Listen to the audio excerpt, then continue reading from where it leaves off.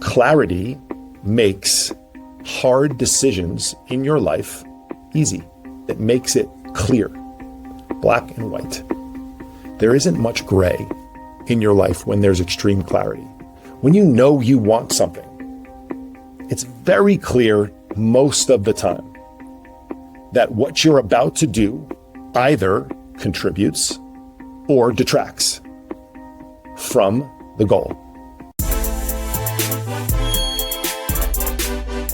My name is Brian Pannuzzo. I help successful professionals build an elite body and mind without sacrificing work or time with their family.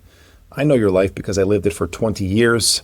If I can do it, so can you. Welcome to the Success Lift podcast. I'm your host, Brian. Thank you so much for being back with me again this week. I am coming off a heater, an absolute heater of a week, as they say. What that means for people in layman's terms is I had a fantastic week last week, and I thought I would use this platform, my platform, as an opportunity. And thank you so much for showing back up to listen to me, to watch me on YouTube or wherever you're getting your podcasts from. I appreciate you always taking the time. And I thought I would use my Hall of Fame induction from my college, St. Michael's College. I was a basketball player, for any of you that don't know. Last week, I was inducted into the St. Michael's College Athletic Hall of Fame. I had a good career, good basketball career. I used to be able to play a little bit. And I got to give a speech. I got to really reflect on some things in my life that were really important to me. I talked about in my acceptance speech some things that aren't necessarily relevant for you, but I think some things might be. And I thought about some lessons that I learned and thought through pretty regularly throughout the weekend, and thought I'd share a few with you. And then also one of, I hope, was the most memorable part of what I said in my little I guess it ran a little over, my 8-minute speech on last Friday night, up in Colchester, Vermont, Winooski Park, Colchester, Vermont, which is right outside of Burlington, for those who don't know, right near the University of Vermont. Because I think it'll be helpful for you. And obviously my goal for you tuning in and giving me the gift of your ears, your eyes, and your time, most importantly, is for you to get something out of it. And so I'm always considering what's in it for you. It's fun to turn the camera on and to talk into a microphone and to feel good about myself. But if I'm not delivering something that you can put some thought into, take some action on in your own life and apply it to your own life, well, what's the use? Okay. And so I thought about a few things throughout the weekend, and the first thing that came to mind, which isn't necessarily that relevant to 40-plus-year-old individuals who are now listening to this or watching this, is how much a silly game like basketball, how much an organized sport, how much a team sport, which we all play inside of corporate America, how much a team sport can shape your life and force you to lead and force you to participate and force you to be accountable and force you to constantly grow as an individual, because if you don't, the team sort of gets left behind or you outgrow the team. And as I look back on my career in basketball, that started, from an organized perspective in second grade. Fun fact, I got recruited for the third and fourth grade basketball team, St. John's CYO program in Bergenfield, New Jersey. Shout out to Mr. Henshaw, who lived around the corner from me, who still lives around the corner from my dad, who's always coming over to my house and checking in on my dad and talking sports and going on his walks in the neighborhood. Mr. Henshaw is definitely in his 70s, and he's still walking like crazy. So shout out to him for getting me into the gym early in my life. He saw me shooting around one day as a second grader in my driveway and didn't know who we were, and asked my dad how old I was, because he had a third and fourth grade team that he wanted me to play on. And my dad said, he's in second grade, he can't play on the third and fourth grade team. And he said, well, sure he can. He can play on the third and fourth grade team. Nobody needs to know. I was already pretty tall as a young kid. And the rest is history. The Hall of Fame career begun right then, when I was like 6 or 7 years old, however old you are in second grade. But if I look all the way back to that, more importantly, probably in high school and college, basketball really, shaped my life. Some of my best friends in the world are because of the game, and I'm sure you can think about the things that you did as a young person in college, in your late teens, early 20s, experiences that you have. I'm sure you're still friends with many of those people, especially if you played a team sport. Some of my best friends in my life and will remain in my life are, in fact, because of the game. That's from high school and in college. And I'm 47 now. And so we're pushing 35 years of organized basketball from just about around high school. I was pretty young when I started high school. I'll be 48 soon, so that's why I said 35. I entered high school at 13 years old. And I'm still best friends with some of these guys today, all right? And my closest friendships are from the game. And maybe they are for you too. And I mentioned, being on a team inside of corporate America, being on an athletics team, maybe earlier in your career, it teaches you how to lead. Sports, especially team sports, teaches you how to lead by your verbal example, but also by your physical example. How you show up very powerfully impacts other people. And people are watching you. You might have young kids that are watching your every move. Make no mistake. They see those beers that you crack on the couch when it's not really time for a beer. They see you eat like trash when you're not eating properly. They hear you say things to your spouse that you'd love to have back and love to pull those comments back every once in a while. They hear and they see it all. They're sponges. People around the office are watching you. All of these people in your life are waiting to be led by you, whether it be what you say or probably more importantly, what you do on a daily basis. The next thing I thought about was having a big goal. I certainly didn't have a goal to get into the Athletic Hall of Fame when I started my basketball career at St. Michael's. In fact, I didn't even know there was one until my first teammate got inducted in the early 2000s, right out of college. And that's a big goal. But we all have big goals in our life. You have big goals right now. You've had big goals inside of your career for the last 2 decades. Big goals don't care how you feel. You got to show up anyway. Big goals aren't worried about, your lack of sleep the night before, how stressed you are, whether or not you feel like doing it. Big goals require you to show up when you don't want to do it. Good, do it anyway. Big goals require you to sacrifice. It requires you to not eat certain things, to not drink certain things, to show up to the office when you don't want to stay a little bit later, to go to that client event that you'd much rather pass on, to travel when you don't want to travel and be away from your family. You'll have to sacrifice. Do it anyway. Big goals don't care about that sort of thing. It also reminded me that this is very in tune to what I talk about now. And I do dance between, you can have it all and you can, but in short seasons of time, weeks and months at a time, you often cannot have it all. And I think that's a mistake that a lot of people make. It's certainly a mistake that I used to make in my life, wondering why I couldn't devote as much time as I wanted to my family and pour into my business and maintain my health and see my friends and keep my social connections. You may be in a 2 or 3 week stretch of work, whether it be traveling or constant client dinners out or just a hyper stressed period of time where your family relationships have to take a slight back seat, where you don't see any of your friends, where your nutrition is maybe 50-50 when it's usually 70-30, when you miss a couple of gym sessions. In the short run, you often cannot have it all. But it's important for us to just dim the light, as I've talked about before, and not shut it off. Most of the time, I'm going to take my lights all the way down here. Most of the time, people take their lights all the way down. If you're watching me on YouTube, I'm now taking them back up. Fancy little remote control I have, isn't it?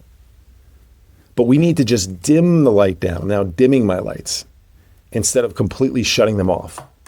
Having this dimmer switch approach is a very core component to my program, because week after week, I'm going to look at clients' schedules, and sometimes we're going to go, holy shit, this is a doozy of a week. You got 3 client dinners, you got a 24-hour business trip, you got a couples sitch on Friday night, and you have a kids tournament all weekend. How the hell are you going to fit it all in? And so sometimes we have to dim down areas of our life. We might have to go to 15 to 20 minute quick workouts, body weight workouts. We might have to reduce our step count slightly for the week. We might have to rely on protein shakes and bars to hit our protein target and not worry so much about our overall numbers. But can we make the best choices that we possibly can? Can we get extra steps in before the flight? Early morning in the meeting. The hotel gym sucks. You couldn't change the hotel, but the hotels always have treadmills. So we get your ass downstairs and we at least hit the treadmill. We do some arms because they only have 30-pound dumbbells because a lot of hotel gyms, like I said, suck. So we just blast our arms. We do some dumbbell lateral raises, some curls and some triceps. We get a pump. We get a 30-minute walk-in and we go handle our business for the day. So sometimes you can't have it all at once. The next thing I thought about was when you get very clear about a goal, and again, I want to be clear that this wasn't my goal in college, but I got very clear about this goal over the last 12 months. And I'm going to talk about that again in a moment, which is probably the most important part of this podcast episode for you. But for the last, I would say actually 16 to 18 months, I've been very, very clear that I wanted this outcome. Now, make no mistake, I'm not in control of it. I do not get to decide whether or not the selection committee brought my name through to the end and to the finish line. So I can't control something. I can still be clear about the outcome that I want, though. And I find that most people don't allow themselves to get really clear and admit that they want something. Clarity makes hard decisions in your life easy. Or I guess maybe the right way to say it is it makes it clear, black and white. There isn't much gray in your life when there's extreme clarity. When you know you want something, it's very clear most of the time that what you're about to do either contributes or detracts from the goal. And you can get real clear on this real fast. And that's why I ask clients to get very clear about what it is they want in their life, the things they desire, the outcomes they want, who they want to become, your elite self-image, I call it in my program. Design who it is you are in the future. Start to act like that person today. We take out all the negotiation of, should I do this or that? It's usually real simple.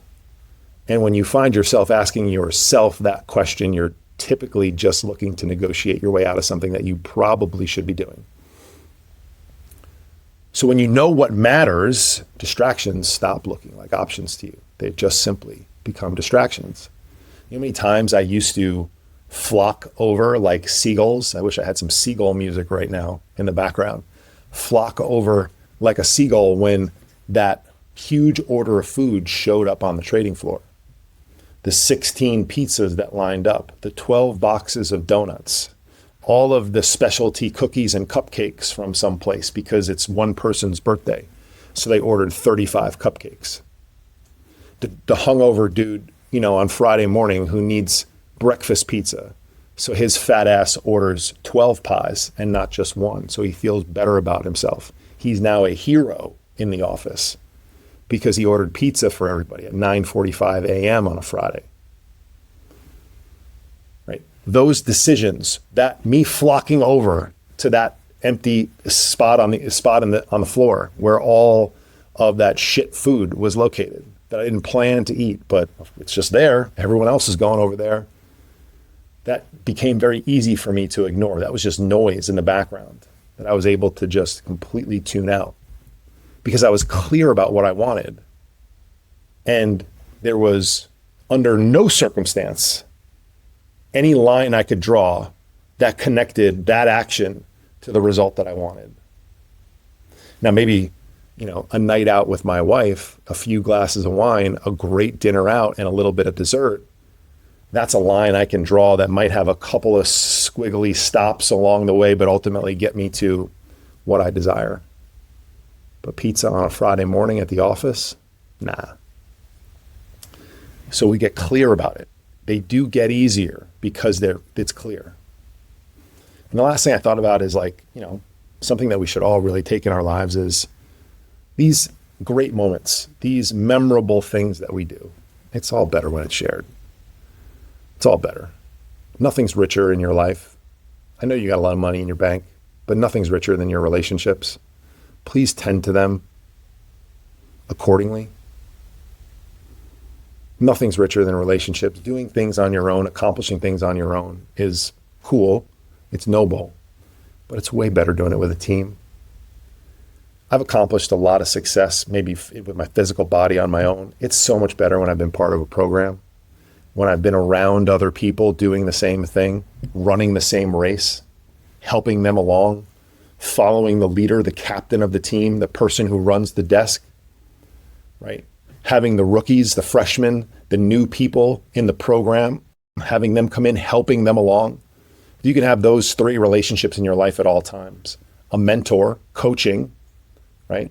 People then you're mentoring that are behind you. Maybe it's 20 years behind you in your career at the office.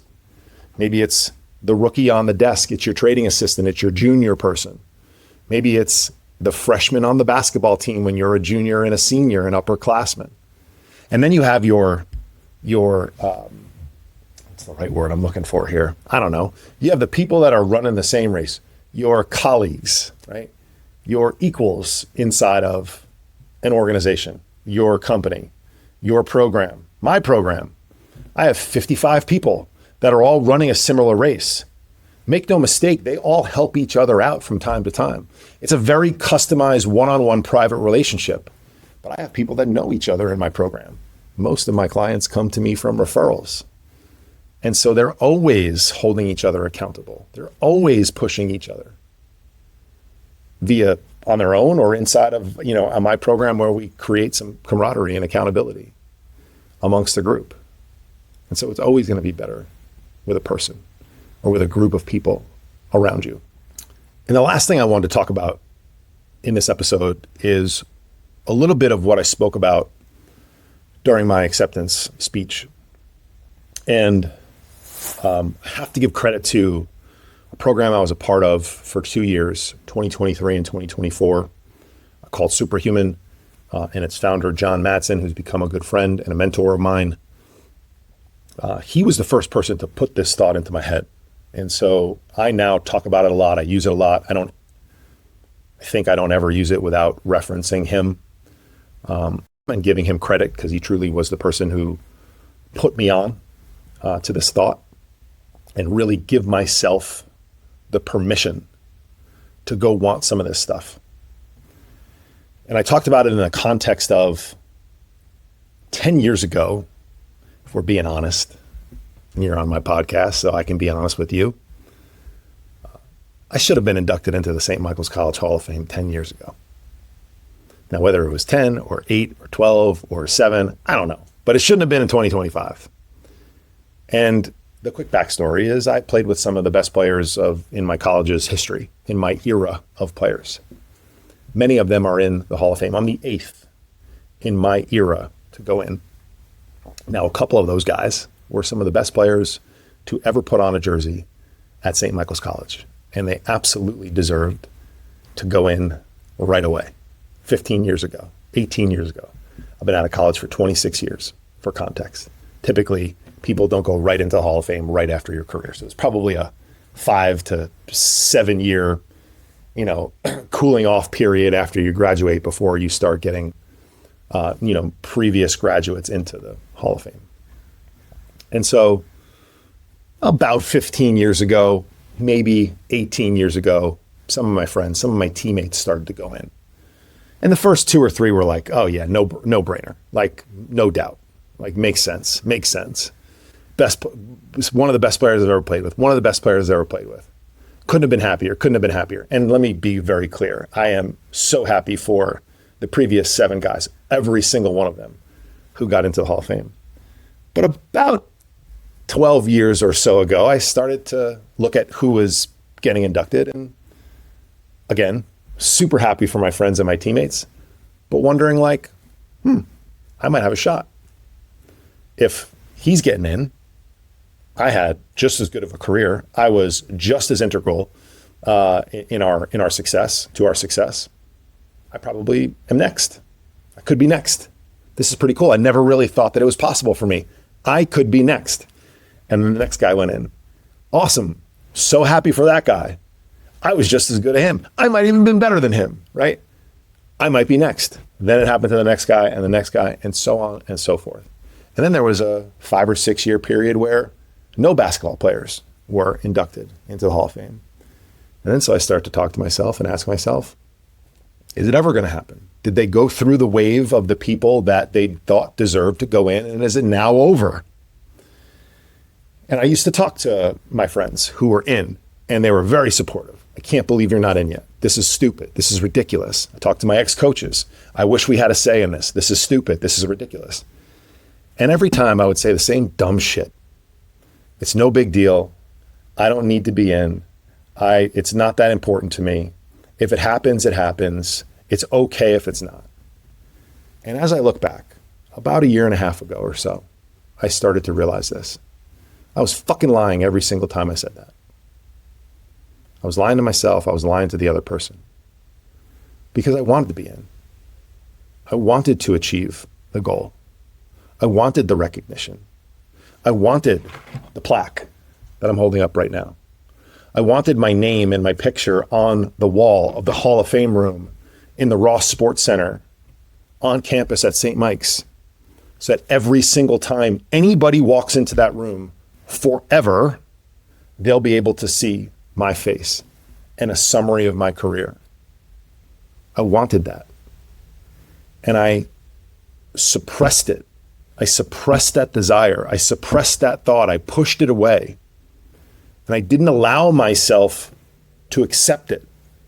I didn't allow myself to go get it. Now, here's the gray area here is that I couldn't just go get it. It was already done. My career was done. Probably could have donated a ton of money. That might have helped, but I didn't. And so I began to allow myself to want it. I said it out loud. I said to the other people when it came up in conversation, I want this to happen. I hope it happens. I'm not in control of this, but I hope it happens. I changed all of my passwords when I got back from St. Michael's 1.5 years ago. I went for my 25th reunion. That's when I knew that I wanted it, when I went back. It's like, this is something that I desire. I changed all my passwords to reflect something as it pertains to the Hall of Fame. I haven't changed some of them yet, so I can't say it on the podcast. And I didn't know if it was going to happen, but I started to believe that it was possible, that it would, that it should, that I deserve it. I gave myself permission.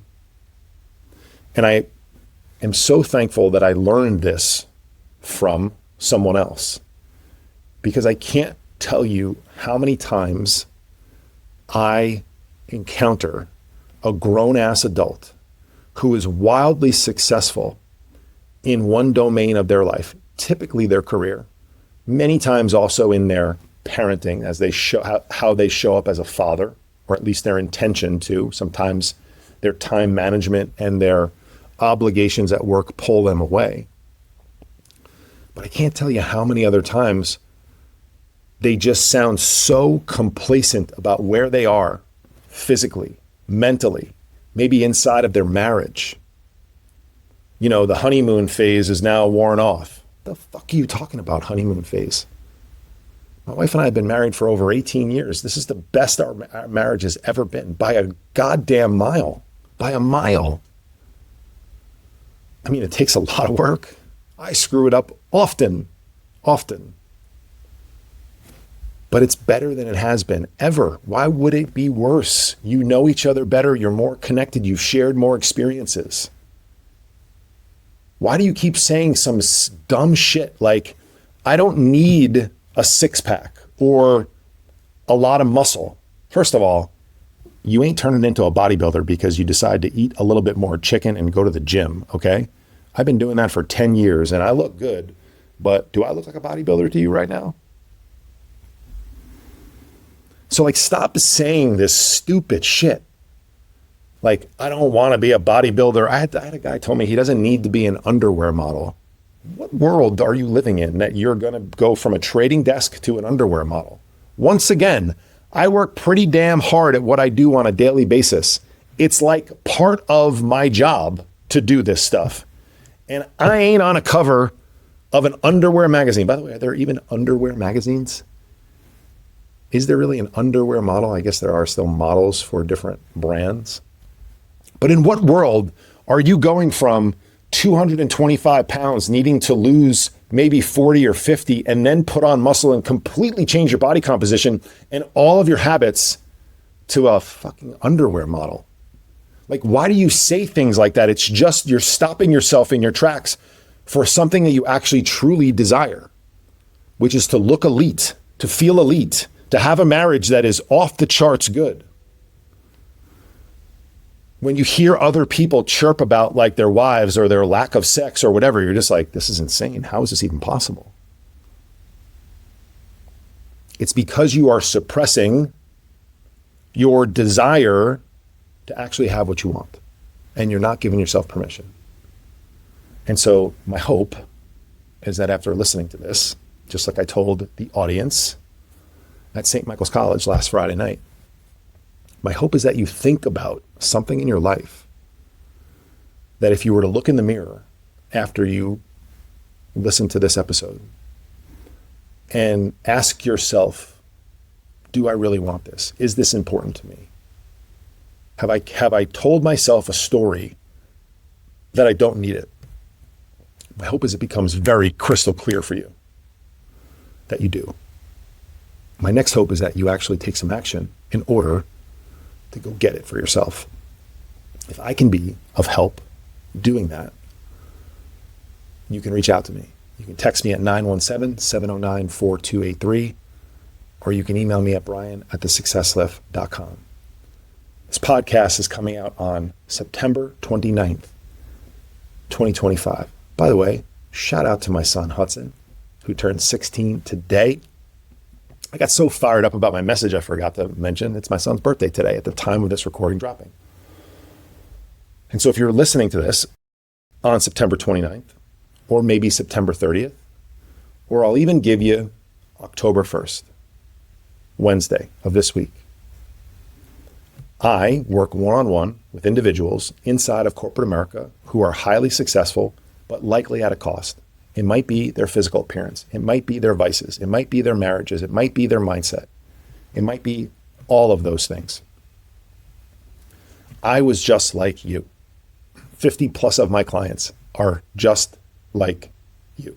If you think that I might be able to guide you to get the results that you have not been able to get on your own, I would encourage you to reach out to me. And why I mention today, tomorrow, and October 1st is because I'm increasing the prices that it takes to work with me starting October 1st. And so if we start our conversation today, tomorrow, or even Wednesday, I would be happy to honor the old price. But it's a function of supply and demand. And I don't need to tell you about supply and demand. And right now, there's more supply than demand in my world of coaching. And so I'm going to change the prices to reflect that. If I can help you in any way, I would love to do that. If you get value out of this and want to share it with someone, I would also extremely welcome that and be truly grateful for it. I appreciate you guys. I'll see you back here next week. Happy birthday, Hudson.